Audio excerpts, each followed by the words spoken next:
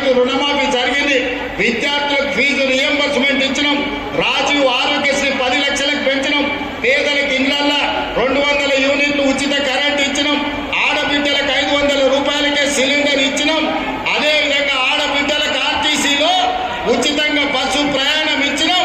120 కోట్ల మంది ఆడబిడ్డలు ఈ రోజు తెలంగాణ రాష్ట్రంలో ఉచిత బస్సు ప్రయాణం చేస్తున్నారు. దానికి 4,000 కోట్ల రూపాయలు ఖర్చు పెట్టినాం. ఇవాళ 10,000 కోట్ల రూపాయలు రాబోయే మార్చి 31 లోపల రైతు భరోసా పథకం కింద పేదల ఖాతాలో వేస్తాం. ఉపాధి హామీ కూలీలకు కూడా ఇవాళ ప్రతి కుటుంబానికి 12,000 రూపాయలు ఇచ్చినాం. ఇదే కాదు, తెలంగాణ సమాజానికి నిరుద్యోగ సమస్య, అలాంటి నిరుద్యోగ సమస్యను పరిష్కరించడానికి మొదటి సంవత్సరంలోనే 55,143 ప్రభుత్వ ఉద్యోగాలు ఇచ్చి దేశంలోనే చరిత్ర సృష్టించిన రాష్ట్రం తెలంగాణ.